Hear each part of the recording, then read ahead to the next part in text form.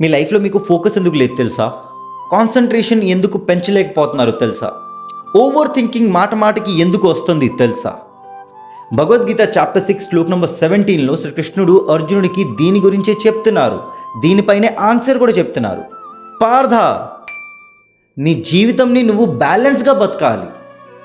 నీ జీవితంలో ఎంత తినాలో, ఎంత పడుకోవాలో, ఎవరితో మాట్లాడాలో, ఎంత వినాలో, ఎంత చూడాలో ఇవన్నీ బ్యాలెన్స్గా ఉండాలి. కంప్లీట్ నీ జీవితం అనేది బ్యాలెన్స్గానే ఉండాలి. నువ్వు ఎక్కువ తినేసేవు అనుకో, నీకు నిద్ర వస్తుంది, బాడీ మొత్తం టైట్గా ఫీల్ అవుతుంది. అదే తక్కువ తింటే ఆహారం పొందట్లేదు నీ బాడీ, కాబట్టి వీక్గా అయిపోతావు. ఎక్కువ పడుకుంటే బద్ధకం పుడుతుంది, అదే తక్కువ పడుకుంటే చిరాకు పుడుతుంది, హెడేక్గా ఉంటుంది. గౌతమ్ బుద్ధ్ ఈ మాటని అర్థం చేసుకున్నారు కాబట్టి వాళ్ళ ఒక సింపుల్ కొటేషన్ చెప్పారు. ఏంటంటే, మన జీవితం అనేది మ్యూజికల్ స్ట్రింగ్ లాగా ఉండాలి. గిటార్లో వాయిస్తారు కదా, ఆ స్ట్రింగ్స్ లాగా ఉండాలి.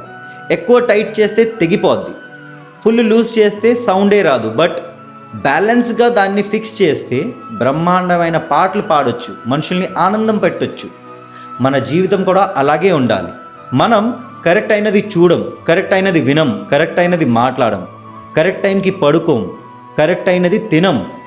దానివల్లే మన బాడీ బ్యాలెన్స్ తప్పిపోతుంది, దానివల్లే మన మైండ్ కూడా బ్యాలెన్స్ తప్పిపోతుంది. అందుకే మనం ఫోకస్ చేయలేకపోతున్నాం, కాన్సన్ట్రేషన్ పెంచలేకపోతున్నాం.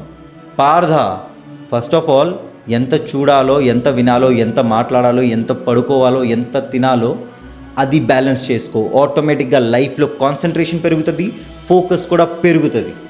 ఇది కృష్ణుడు చెప్పే మాట, ఆ మాటే నేను చెప్తున్నాను. హరే కృష్ణ. युक्ताहार विहारस्य युक्तचेष्टस्य कर्मसु युक्तस्वप्नावबोधस्य योगो भवति दुःखः।